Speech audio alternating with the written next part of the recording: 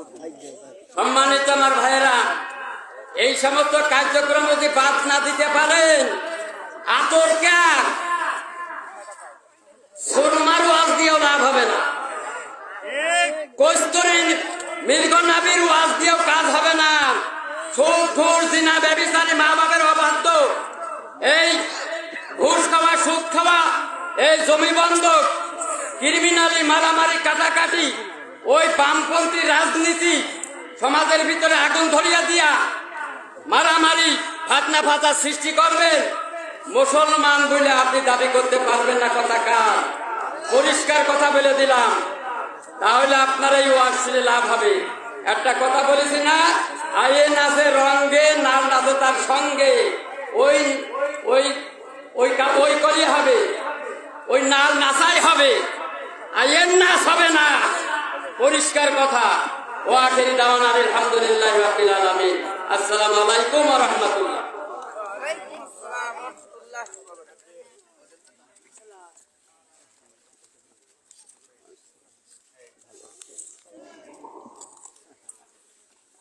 এই পর্যায়ে আমাদের সামনে উপস্থিত হয়েছেন বিশিষ্ট ইসলামী চিন্তাবিদ, উদীয়মান তরুণ বক্তা হাফেজ মাওলানা শাকিল আহমেদ বুলবুলি। হাফেজ মাওলানা শাকিল আহমেদ বুলবুলি, ইমাম সাহিবনগর কাছারি জামে মসজিদ।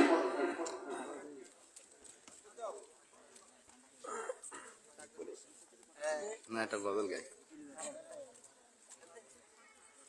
কোন জমিনের মাটি আমার হবে গোরস্থান,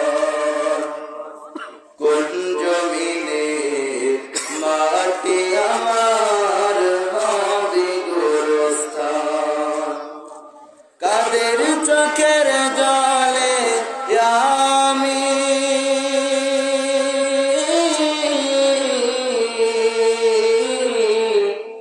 কাদের চোখের জলে আমি পাব পরিত্রাণ, কোন জমিনের মাটি আমার হবে গোরস্থান, কোন জমিনের মাটি আমার হবে গোরস্থান, কারায় আমায় গোসল দিবে, কে আনিবে কাফন, কারায় আমায় কেঁদে কেঁদে করে দেবে দাফন, কারায় আমায় গোসল দিবে, কে আনিবে কাফন, কারায় আমায় কেঁদে কেঁদে করে দেবে দাফন, কারায় আমায় পাশে বসে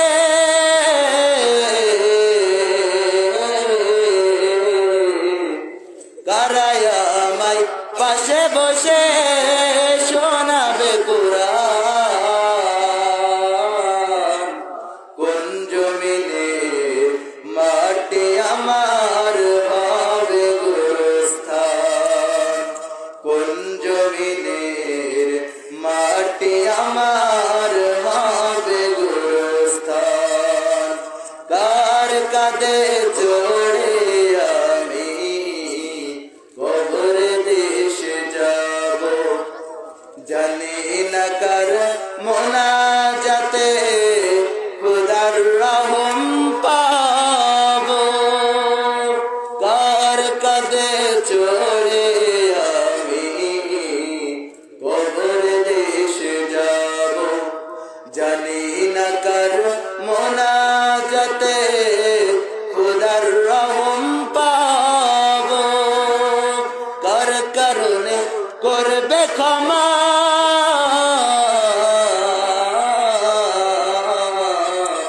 কার কারণে করবে ক্ষমা, রামের বান,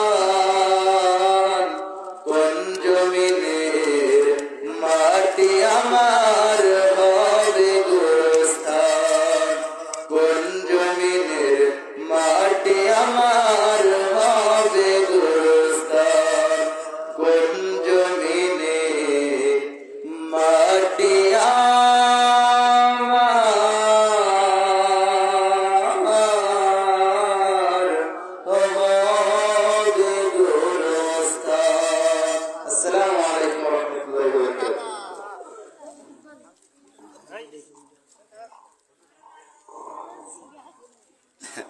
ঠিক আছে।